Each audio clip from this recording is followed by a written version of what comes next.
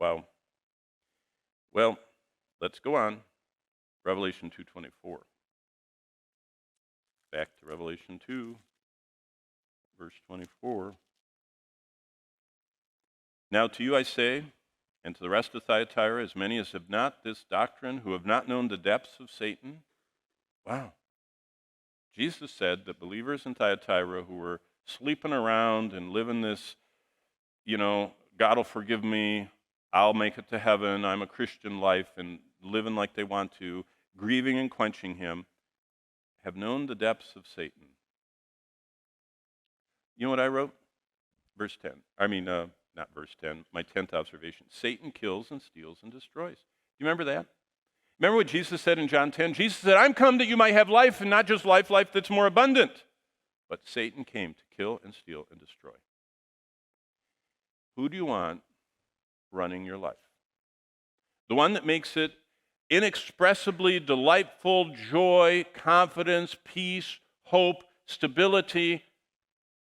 Like it says in Proverbs, the righteous are as bold as a lion, but the wicked run when no one's pursuing them. You want that bold, full of God life, or do you want to be constantly empty and listless and feeling useless and feeling hopeless and just living in emptiness, looking for a thrill?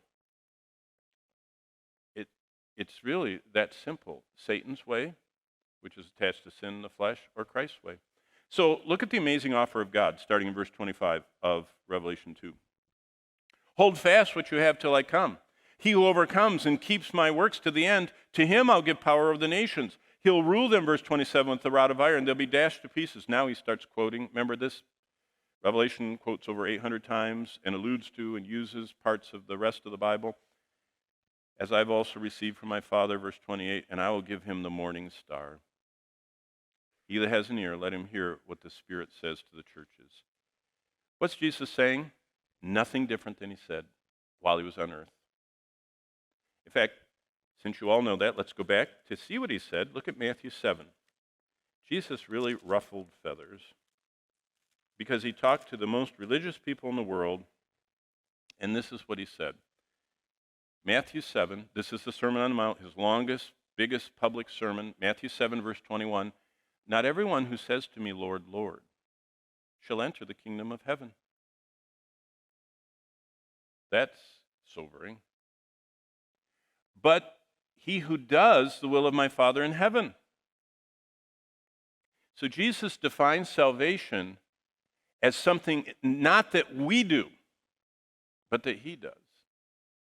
He changes our heart. I was born wanting my own way. All we like sheep have gone astray. We've turned everyone to our own way. Remember Isaiah 53. I was born that way. When I'm born again, I don't want to do my will. I want to do his. That's a miracle. See, that's salvation. That I'm no longer the way I was born. I've been born again. What does being born again mean? I do the will of my Father in heaven.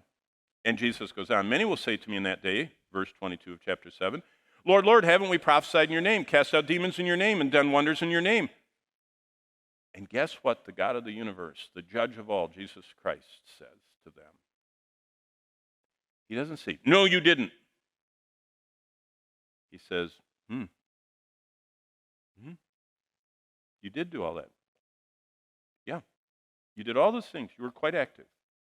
Verse 23. Then I will declare to them, I never knew you. Why? Depart from me, you who practice lawlessness. If you've never been saved from sin, you've never been saved from hell. Wow. That's a very interesting. No, not perfect. Doesn't say that. It says that you want to do the will of your Father. You know what Paul said? He wrote a whole... Did you know Paul's testimony of the Christian life is Romans 7? Have you ever read Romans 7? I'm sure you've already had that class somewhere along the way. Romans 7 is the most personal chapter in the Bible. Paul says, I, me, and my, so much. It's kind of uncharacteristic. He's constantly talking about himself. And what does he say? What I want to do, I don't do. What I don't want to do, I am doing. Oh, wretched man. What he's saying is, I'm still battling. He wrote half the New Testament. he went to heaven and saw Jesus and came back and wrote about it. You know what I mean? Wow, Paul. He said, Christ turned my canoe around, and it's really hard to resist the world. And sometimes I float, but I get right back and I beat my flesh under. That's a Christian. The person that's just floating along here and says, I'm a Christian, is probably not. I didn't say, I'm glad. I would never say anything like that. I'm glad Jesus said it.